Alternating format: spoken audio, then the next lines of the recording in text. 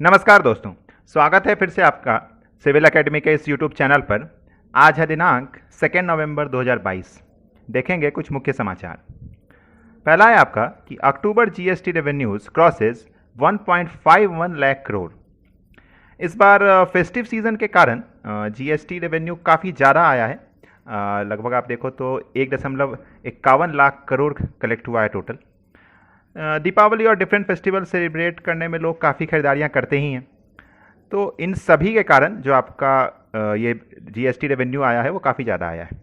देखिए, state wise और month wise data बहुत ज़्यादा इंपॉर्टेंट नहीं है, क्योंकि यूपीएससी में मंथ वाइज डेटा पे उतना फोकस रहता नहीं है। मेनली जो बैंकिंग एग्ज़ाम्स होते हैं उन पर आपको ये सब चीज़ें पूछ सकता है, बट यहाँ पे जीएसटी इंपॉर्टेंट है। जीएसटी के बारे में थोड़ा हम लोग डिस्कशन कर लेते हैं। जीएसटी एक इनडायरेक्ट टैक्स है। फुल फॉर्म अगर आपको पता ही होगा, गुड्स एंड सर्विस टैक्स। देखिए, अल्कोहलिक लिकर को छोड़कर किसी भी गुड्स के सप्लाई और सर्विसेज पर जो टैक्स होगा वो जीएसटी के अंदर आएगा। और भी कुछ हैं आगे, और जो चीज़ें जीएसटी के अंदर नहीं हैं हम उस पर भी डिटेल में चर्चा करेंगे। ये आपका आर्टिकल 366 के 12A में आता है, और अगर आप देखो तो 101 में संविधान संशोधन अधिनियम के तहत इसको लाया गया था। कुछ जो मेन पॉइंट्स हैं कि इंटर स्टेट के ट्रेड पर सेंटर जीएसटी चार्ज करेगी और इंट्रा स्टेट पर सेंटर और स्टेट में डिवाइड होगा। हम भी देखेंगे उसको भी हम डिटेल में। 1 जुलाई 2017 से 30 जून 2022 तक स्टेट्स को जो लॉस हुआ होगा जीएसटी के कारण, वो सेंटर उसका कंपेंसेशन करेगी। ये भी प्रावधान आपका उसमें लाया गया था। कुछ चीज़ों जो अभी भी जीएसटी के अंदर नहीं आती हैं वो है आपका अल्कोहलिक लिकर। उसके बाद फिर जो 5 पेट्रोलियम प्रोडक्ट हैं, जो कि आपका क्रूड ऑयल है, डीजल है, पेट्रोल है, नेचुरल गैस है, और फिर आपका जो एविएशन फ्यूल है, ये सभी चीज़ें आपको उसमें नहीं आती हैं। इवन टोबैको जो है, और जो भी इंटरटेनमेंट टैक्स हैं जो लोकल बॉडी लगाती हैं कंपनीज, उन सभी पर जीएसटी नहीं लागू होता है। अब हम लोग थोड़ा सा बात करते हैं जीएसटी काउंसिल के बारे में। काउंसिल का डिटेल आपको आर्टिकल 279A में मिलेगा।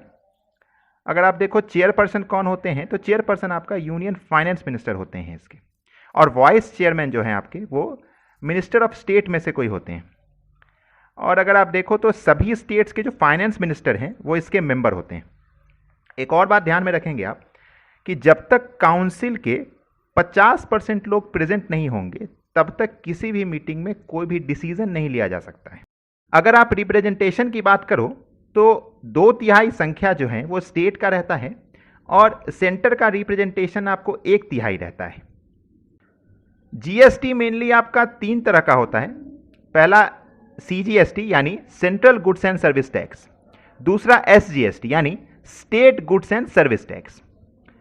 कोई एक प्रोडक्ट है मान लीजिए जिसका मैन्युफैक्चरिंग किसी पार्टिकुलर स्टेट में हुआ है, जैसे मान लीजिए नारियल का तेल है, ये केरला में बना और यही बिक्री हो जाता है, मतलब केरला के अंदर ही इसका ट्रेड भी हो जाता है, तो जो टैक्स लगेगा वो स्टेट और सेंटर में बराबर बट जाएगा।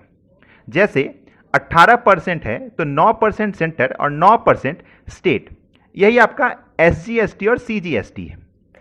एसजीएसटी के तरह ही आपका एक यूटीजीएसटी होता है, यानी यूनियन टेरिटरी जीएसटी, बस स्टेट के बदला यूटी आ जाता है। जैसे आप देखो जहां पर भी स्टेट को जो 9% मिलता था, वो डिपेंड करेगा कौन से स्लैब में है, तो स्टेट के बदला वो यूनियन टेरिटरी के डेवलपमेंट में यूज हो जाएगा, ठीक है। बट सेंटर को 9% जाएगा ही जाएगा, जो भी उसका जिस स्लैब में वो आता है।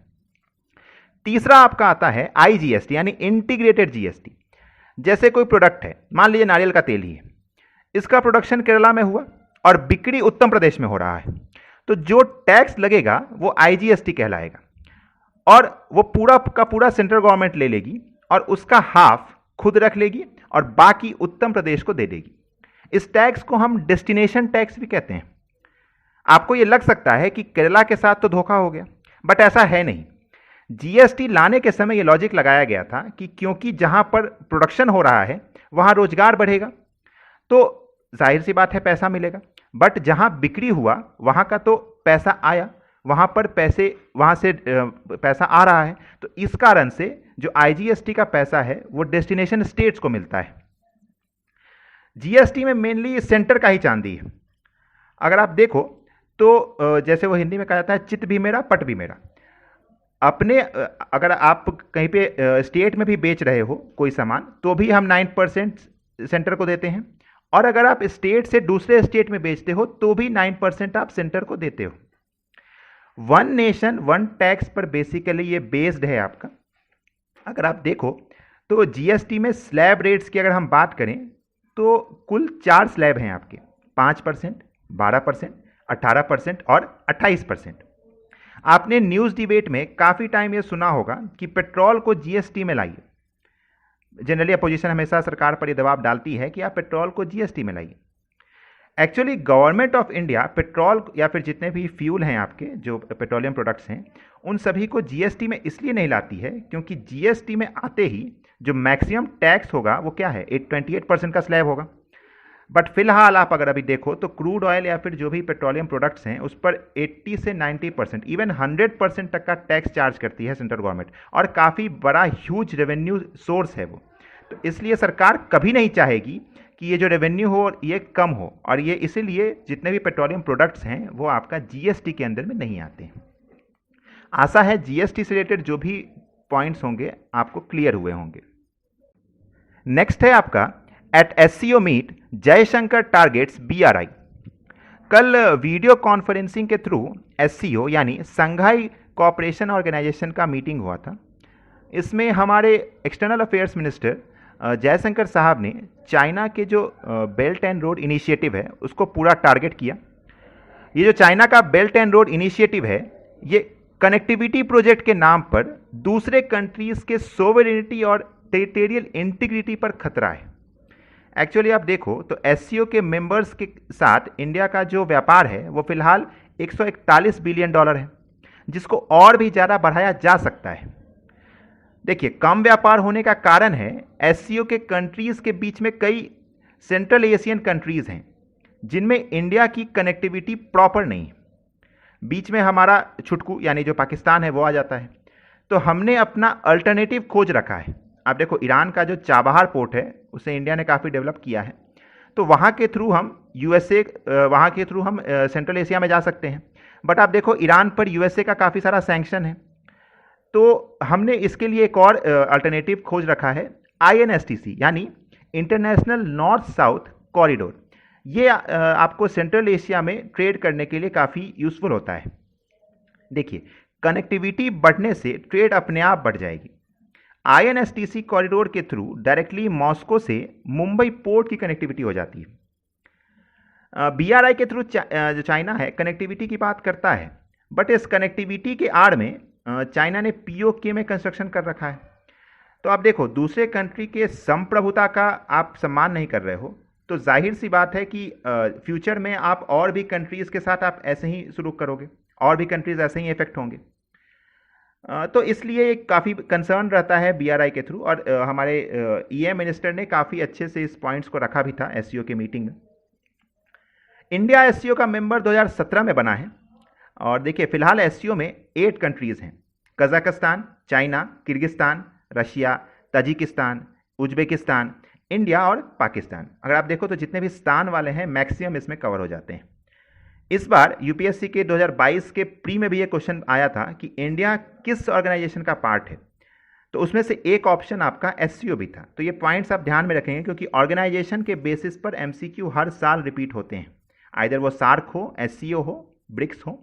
तो इस चीज़ पर काफ़ी आप डिटेल में पढ़िएगा। नेक्स्ट है आपका the C295 and India's aircraft industry. C295 एक ट्रांसपोर्ट एयरक्राफ्ट है। अगर देखिए 30 अक्टूबर को हमारे यशस्वी प्रधानमंत्री जी के द्वारा वडोदरा में ये एक एयरक्राफ्ट मैन्युफैक्चरिंग फैसिलिटी का फाउंडेशन स्टोन डाला गया है, जो कि मेनली सेटअप किया जाएगा आपको एयरबस डिफेंस एंड स्पेस और टाटा एडवांस सिस्टम लिमिटेड के द्वारा। ये एक स्पेन की एक एजेंसी है जो कि एक डील के तहत टीओटी भी करेंगे यानी टेक्नोलॉजी ट्रांसफ़र भी करेंगे और इंडिया में ही मैन्युफैक्चर भी करेंगे। इससे होगा क्या कि हमारे पास रोजगार की भी सुविधा होगी और हमारे इंडियन कंपनीज़, जो हमारे इंडियन साइंटिस्ट हैं या फिर जो भी वर्कर्स हैं, उनको एक एक्सपोजर भी मिलेगा जिसके थ्रू हम बाद में इंडियनाइजेशन के बारे में भी सोच सकते हैं। तो डेफिनेटली इंडिया के सिविल प्रोग्राम को एक काफ़ी बूस्ट देगा ये। आशा है ये सभी पॉइंट्स आपको क्लियर हुए होंगे। वीडियो को लाइक करके अपना प्रेजेंस दर्ज कर दीजिए।